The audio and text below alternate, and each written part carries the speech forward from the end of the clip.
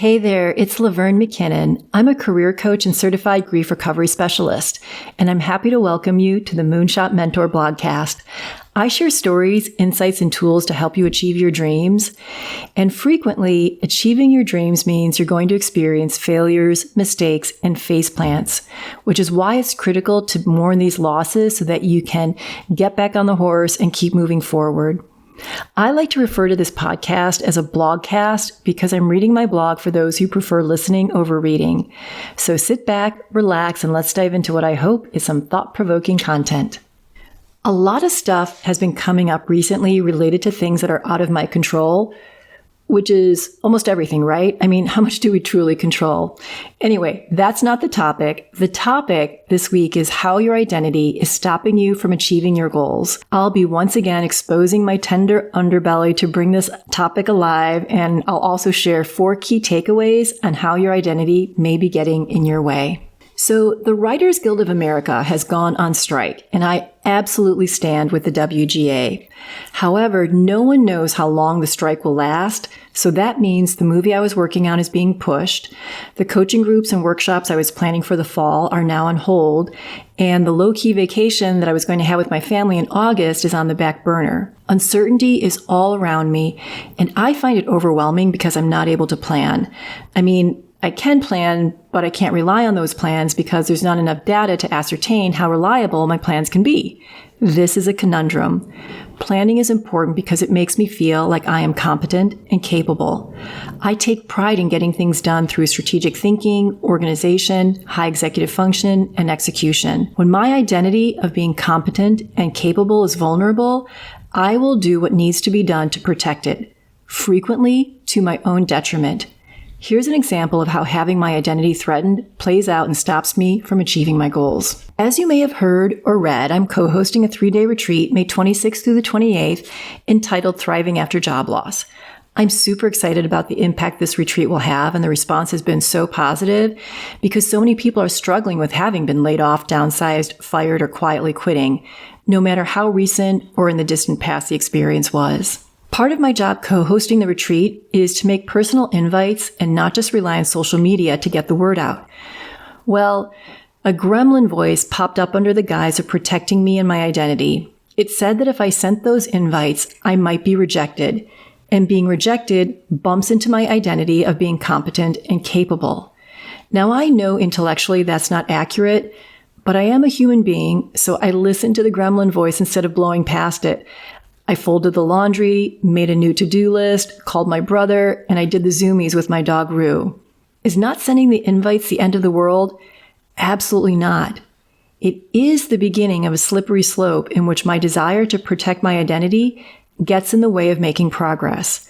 I chose to fold laundry, make a new to-do list, call my brother, and do Zoomies with Rue so that I could be competent and capable. I nailed it. I nailed folding the laundry. The new to-do list was perfection. My brother was delighted to hear from me, and Rue thinks I'm the bee's knees. Hard truth. I sidestepped making personal invites because I might be rejected, and if I'm rejected, that means I am incompetent and incapable. So I chose to do things that didn't align with my goal of hosting a sold-out retreat, but it did protect my identity. Protecting your identity is an Achilles heel. I see this so frequently when people are looking for their next gig, asking for help, networking, revising a resume, updating LinkedIn, searching for roles, writing cover letters, applying for jobs. It all bumps into most people's identity. I had one client who refused to adjust his resume after not landing any interviews despite applying for over 100 jobs.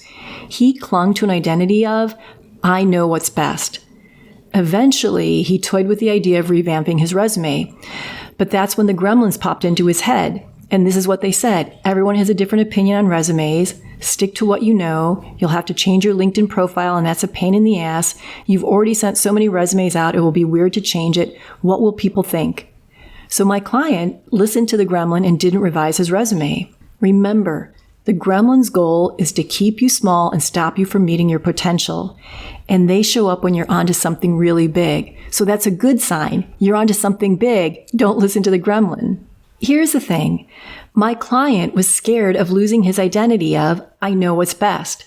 It was easier for him to listen to the gremlin than risk learning he doesn't know what's best. Here are a few more examples of what gremlins say and how they work to keep you stuck in clinging to an identity that may not be serving you.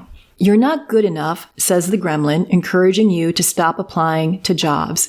The identity that is being protected is, I am better than everyone else. If I apply to jobs and don't hear back or get rejected, then I am better than everyone else must not be true. So it's smarter to stop applying to jobs than learn I'm not better. Truth. You are good enough, not better. Your resume or application process, however, may not be as good as it could be. Here's another one. No one wants to hear from you, says the gremlin, encouraging you to not reach out to pitch yourself, a project, or gather information. The identity that is being protected is, I am desirable. If you reach out and get ghosted, then that means you're not desirable. So it's better to just not reach out than learn that you're not desirable. Truth. You're not for everyone.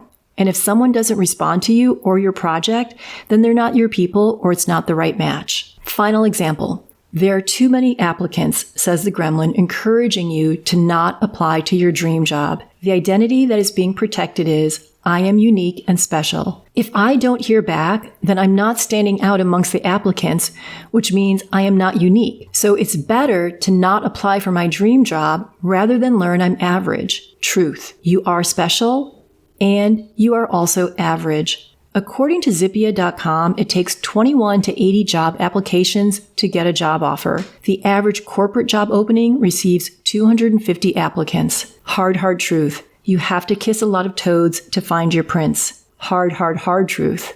Your resume or interviewing skills may not showcase your uniqueness. Bottom line, don't let your identity stop you from achieving your goals. My I Know What's Best client finally changed up his resume after 150 applications. He recognized through data and feedback that his resume didn't tell a compelling story of his career journey. The new resume helped significantly, and he's now been interviewing. To close the loop on my experience with the Thriving After Job Loss retreat, I was able to course correct and send out personal invites by choosing to live my life purpose of helping people across their finish lines. I know how much folks are suffering because of job loss, and I'm confident that the retreat will help them.